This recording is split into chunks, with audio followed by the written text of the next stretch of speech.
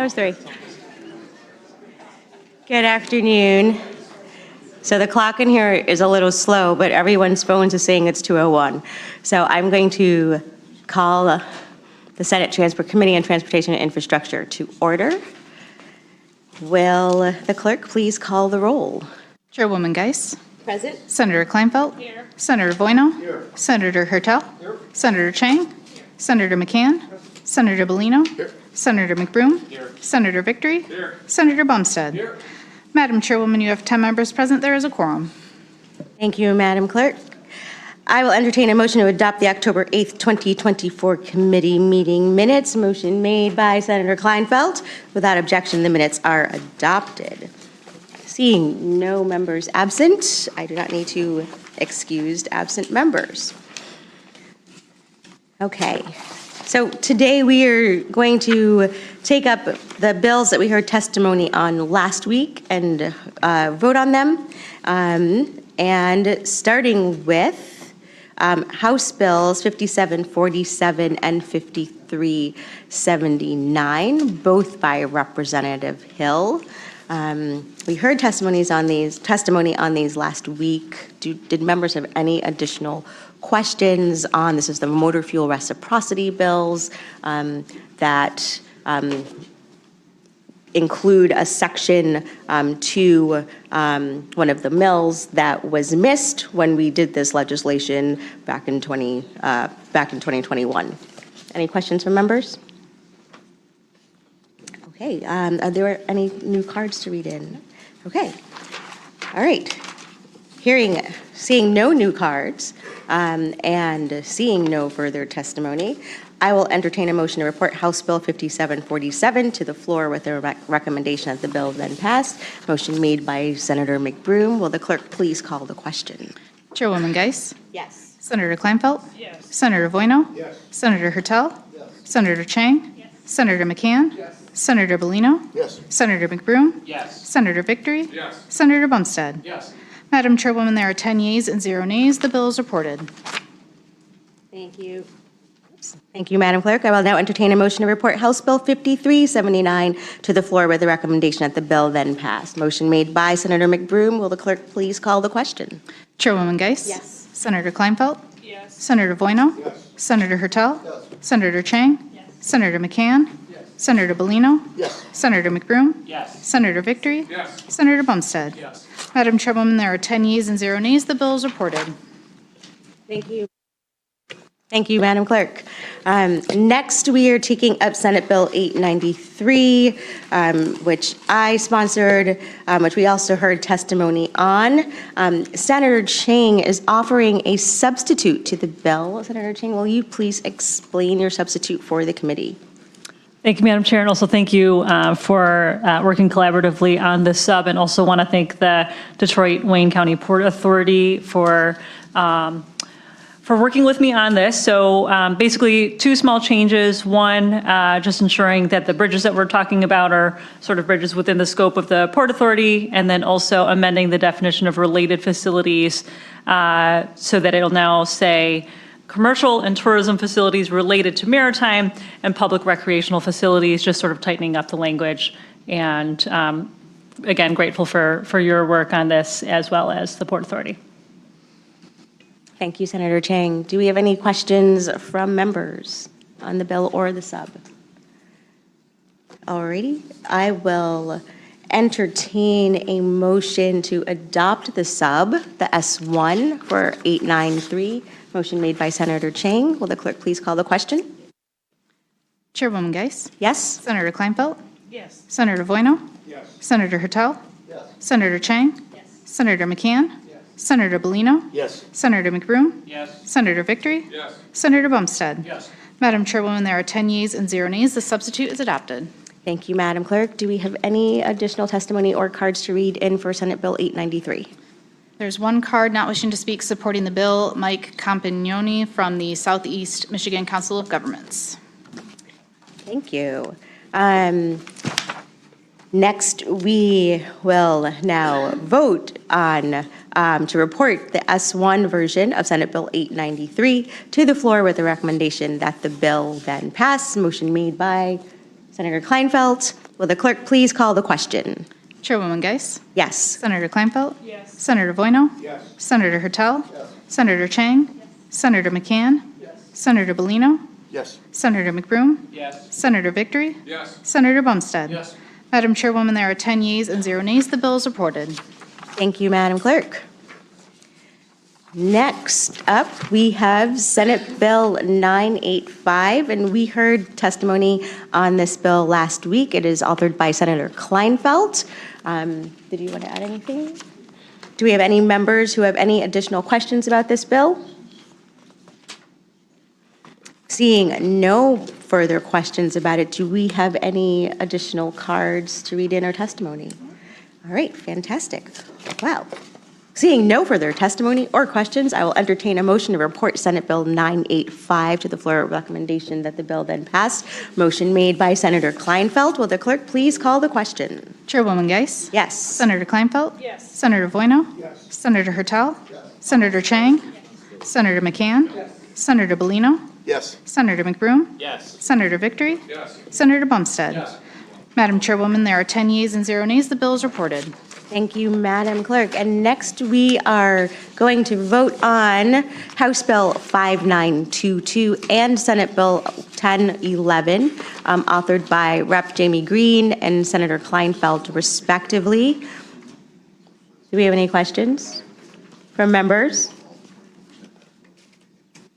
Questions? We're good? Just making sure we're voting on, that we know what we're voting on. Okay. Good job.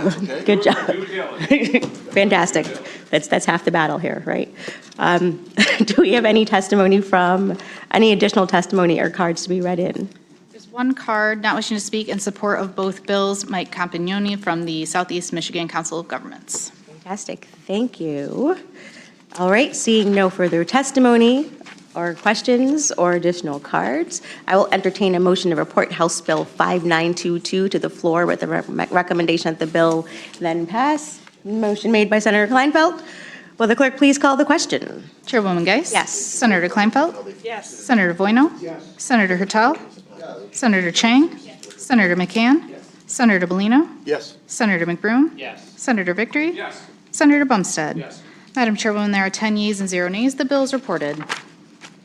I will now entertain a motion to report Senate Bill 1011 to the floor with the recommendation that the bill then pass. Motion made by Senator Kleinfeld. Will the clerk please call the question? Chairwoman Geis? Yes. Senator Kleinfeld? Yes. Senator Voino? Yes. Senator Hertel? Yes. Senator Chang? Yes. Senator McCann? Yes. Senator Bellino? Yep. Senator McBroom? Yes. Senator Victory? Yes. Senator Bumstead? Yes. Madam Chairwoman, there are 10 yeas and 0 nays. The bill is reported. Thank you, Madam Clerk. Fantastic. Thank you, members. Next, I do see, okay, there we go. Next, we have testimony on Senate Bills 459 to 461 and 894, written by Senator Anthony. And Senator Anthony is also being joined by the Michigan Department of State. So if I can call up Senator Anthony as well as Agogo Adevbi, I always do that, to testify. And thank you both.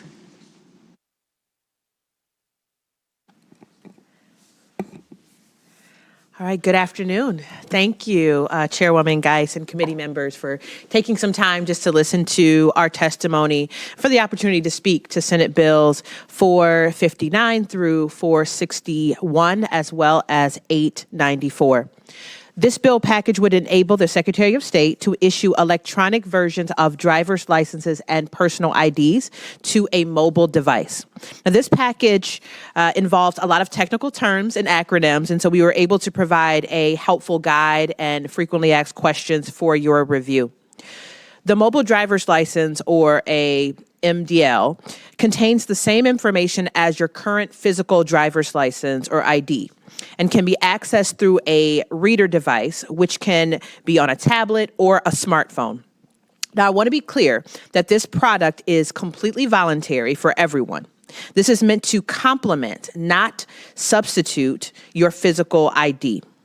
As other states have demonstrated, a person will still have to have their physical ID to operate a motor vehicle.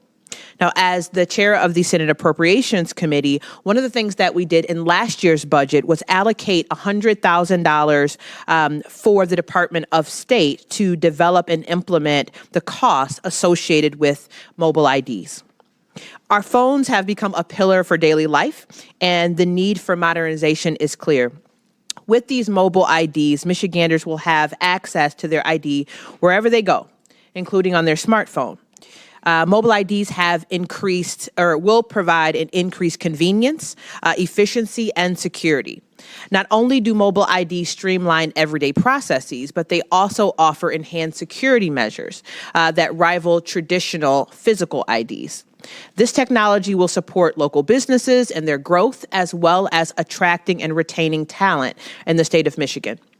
Mobile IDs will streamline identity verification for industries like retail, hospitality, and financial services, making businesses' processes more efficient. Supporting business growth, positioning our state as a hub for digital progress, and appealing to the next generation of workers. This technology will also make interactions with law enforcement and drivers safer and more efficient. Faster processing of identification reduces the duration of stops, decreasing opportunities for miscommunication or conflict. Law enforcement, you will learn later, is supporting this legislation in terms of the Michigan State Police, will also have real-time updates, ensuring access to the most current information. With that, I want to briefly highlight the substitutes that are also before you today.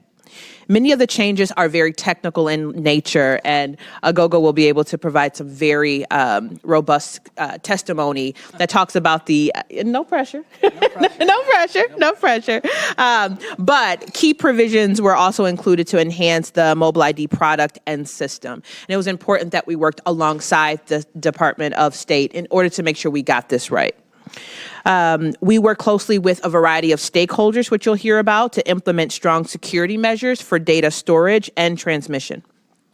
Additionally, Senate Bill 894, the Relying Parties on Mobile Licensing Act, prescribes these privacy protections and regulations, which could not be done through the Motor Vehicle Code. Now, currently, there are 13 states that have already implemented mobile IDs and another 15 that are actively working to implement this program. For some of our Midwestern neighbors, the state of Ohio, Indiana, and Iowa have already implemented this. It's time for Michigan to join in this growing national trend, and by doing so, we'll position ourselves at the forefront of technological innovation. So I want to thank you all again for the time, and I will turn it over to the Deputy Secretary of State, Agogo. Thank you very much, Senator, and thank you, Chair Geis, and all the members of the community, the committee here. Although we are a community, right? We're all together, trying to move forward in a positive direction. But thank you for the opportunity to speak with you today. And I also want to thank Senator Anthony for her leadership and partnership on this issue, as well as to acknowledge the members of our team here today, Melissa Horst and David Hanzor and David Richmond, who have been essential for the department's movement on this issue. More consumers than ever across our country rely on their mobile devices to manage their day-to-day activities and are moving towards digital wallet and app-based solutions like Apple and Google Pay that allow them to conduct touch-free transactions. Michigan has to keep the pace with these changes. Our department has been working with Sarah Anthony and her staff over the year on this mobile driver's license package, and we've worked with several stakeholders to ensure that we incorporate their feedback into these bills. This is why this package has grown to include Senate Bill 894, a bill that will regulate the parties that will rely on these mobile driver's licenses to verify someone's identity. The bill will make sure that the data that we get from Michigan citizens is kept private and protected. The bill package would require our department to stand up a mobile driver's license program within 18 months of the bill's taking effect. A mobile driver's license would be a companion but not a replacement for a credential holder's physical driver's license or their personal identification card or their enhanced driver's license or ID. Oh, am I supposed to? So, yep, there we go. These bills do not require stakeholders such as law enforcement and retailers to participate, and a credentialed holder will still be required to have their physical driver's license in their possession while operating a vehicle. This is a 100% voluntary program. So what is a mobile driver's license? A mobile driver's license is an electronic credential, electronic version of a driver's license or state ID that is loaded on a, are we on the wrong page? There you go. There we go, we're on the right page. Back one, back one. Back one? Yep. All right, thank you. A mobile driver's license is an electronic credential, a electronic version of a driver's license, which is loaded on a mobile device with the capability to be updated in real time. The mobile driver's license contains the same information that appears on a physical driver's license or ID card and can be read by an electronic reader such as a tablet or smartphone. The mobile driver's license will be designed in such a way that it allows the credentialed, the credential holder to have and to not have to hand over their mobile device and show their mobile driver's license on their phone. And show that the mobile driver's license is on their own phone to the entity that is receiving the digital credential, known as the relying party, which can be business, law enforcement, or a governmental agency. The relying party does not have to look at or take the credentialed holder's mobile device to actually verify the authenticity of the mobile driver's license. The mobile driver's license will not look like a physical driver's license. It's going to look different. And the reason we're doing that is to ensure that there's something called flash passing that doesn't take place, which involves somebody using a actual picture of a physical driver's license and passing it off as a mobile driver's license. Flash passing is highly susceptible to counterfeiting, and a relying party can't trust that the credential is actually being presented by the institution. Now, there are many different different ways to show your driver's license and interactions that we take for granted. For example, if I'm filling up the tank of my car and I decide to go into the store there to grab a case of beer, I could, with my driver's license on my phone, show the attendant there and also pay for it without going back to my car to grab my wallet. So despite my relatively youthful appearance, I would still be able to get the beer and share it with my friends. Now, there are a couple of general steps that we think about when we have the mobile driver's license.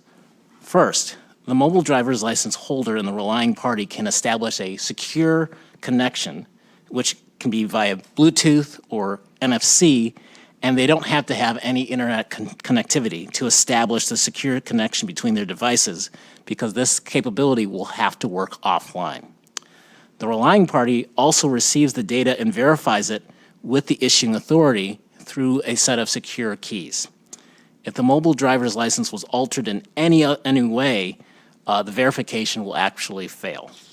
Additionally, the International Organization for Standardization just published technical specifications to standardize how a mobile driver's license can be used over the internet, which greatly expands the number of capabilities that this product could potentially have. So why should we have mobile driver's license? Why are we here today? So the benefits, there are benefits for every stakeholder involved. As more states adopt the mobile driver's license and more people across the country use a mobile driver's license, relying parties in Michigan will be able to accept mobile driver's licenses from tourists, students, and people just looking to relocate to our state. I mentioned before that mobile driver's license contains the same information as a physical credential. That's true. But a key feature of mobile driver's license, and one of the things that we amended to ensure that some of the privacy concerns that a number of different stakeholders brought up, is data minimization. This means that only the data that is needed to process the exact transaction is shared with the relying party. So going back to my example about buying a case of beer, it would only show that I am old enough to purchase that alcohol, and it would show my name to verify that I am who I say I am. It wouldn't show my address. It wouldn't show any other non-pertinent information with the potential relying party, which is safer than the current process that we have today. So the transition of data between the credential holder and the relying party is the strength, I think, of mobile driver's license, not what it looks like. It allows relying parties such as bars and pharmacies to authenticate the validity of the mobile driver's license program, eliminating the need to determine whether a driver's license is actually fake. We've gotten a lot of questions about the cost. Of course, that's something that's always on top of your guys' mind, and of course, her mind as Chair of Appropriations, about how much this would cost. We've seen from other states that several mobile driver's license vendors are providing mobile driver's license verification applications to relying parties that are available at no cost, and there are ongoing efforts to integrate mobile driver's license into verification solutions into many common point-of-sale systems. Relying parties are going to have a lot of different options to choose from. And in terms of the consumer in Michigan, right now in the bill, we're working to make sure that it's up to $4, and as we develop it, if it's cheaper, we'll pass the cost savings onto the consumer. So as I've mentioned before, other states have already launched into their mobile driver's license programs, and we have the benefit of learning from their experiences. A priority for our department is to make sure that the mobile driver's license adheres to the best practices identified by the industry to ensure that there's interoperability with other jurisdictions that are also implementing mobile driver's license. Michiganders will hopefully be able to use their mobile driver's licenses in states across the country, across the globe, and likewise, for those outside of Michigan, they'll be able to come here and use their mobile driver's licenses in all their transactions that they are able to.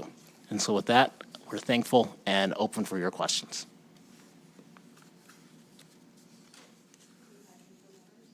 Do members have any questions?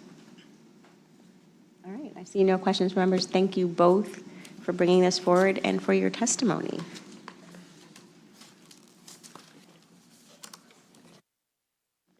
Next, I will invite up Bob Cleary, who is the Vice President of the Michigan Petroleum Association and the Michigan Association of Convenience Stores.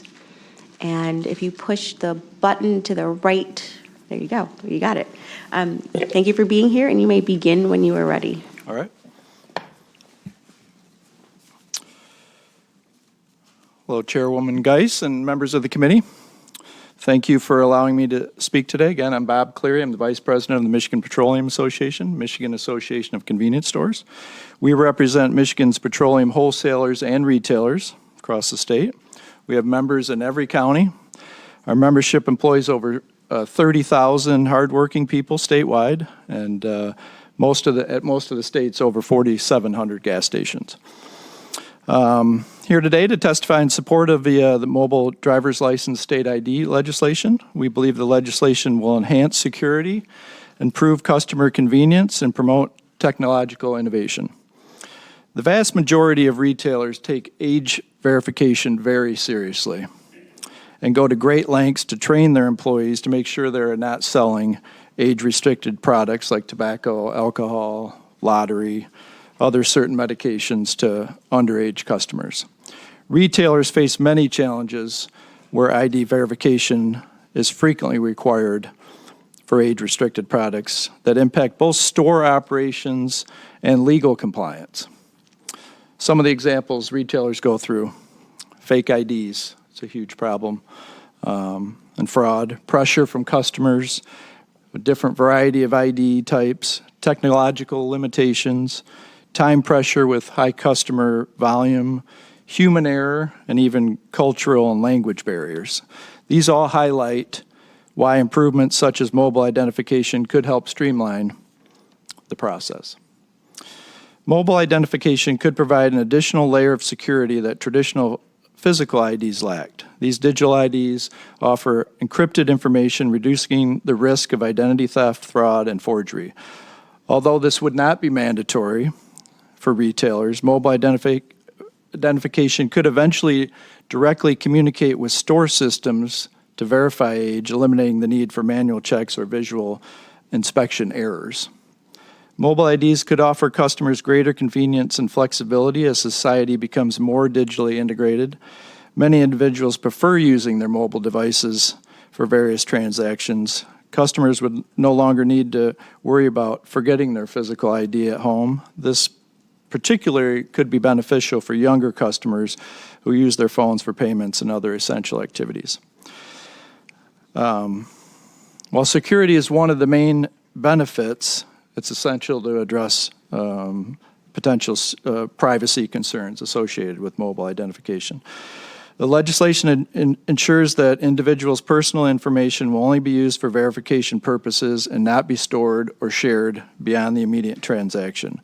Mobile identification data would be handled in compliance with privacy laws, safeguarding consumers' sensitive information. And this is the same as it is today for those that scan IDs. They don't keep the information. They keep the date of birth, basically.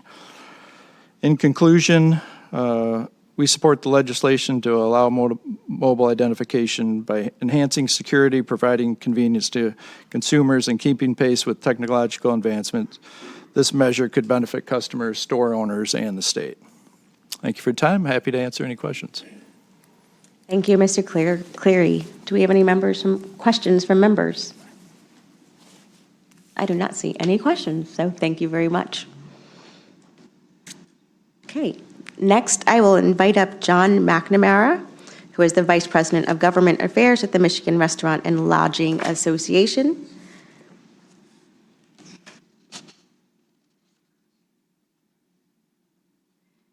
And thank you for being here, and you may begin when you're ready. All right. Thank you, Chair Geis and members of the committee for taking the time to hear Emerald's testimony today in support of the bill package. Want to start by thanking Senator Anthony and her team for their leadership, as well as Secretary Benson and the team there for helping move this forward. So I agree with everything else that has been said, but want to offer some specific examples that we think in the hospitality industry where this can really be a good thing for Michigan. On the lodging side, we believe that this can help with contactless check-in, not only verifying are they old enough to rent the hotel room, but are they who they say they are? And a lot of this could probably be done more on the front end rather than during check-in. On the more restaurant bar side, obviously, fake IDs are a massive problem. And it is very, very easy to go online, buy a stack of 10 and not care if you lose one or a bar gets taken, because that's just the way the world works now. But I think also where this could be massively helpful will be as more and more events have either bans or serious restrictions on what type of bags, purses can or cannot be brought into an event. I think if you have your credit card on your phone, your ID on your phone, this will just simplify the process for everyone involved. So happy to take any questions, but if not, we are here to support the entire package. Thank you. Do I have any questions from members? I see no questions from members, so Thank you. Thanks so much for your testimony. Do we have any questions, any additional public testimony? Okay. Madam Clerk, will you read in the cards? There's one card on all of the bills not wishing to speak in support. Scott Ellis from MLBA. Thank you very much. We will plan to vote these out at a subsequent committee hearing. And I want to thank everyone for being here today, everyone's time. There being no further business before the committee without objection, the Senate Committee on Transportation and Infrastructure is adjourned.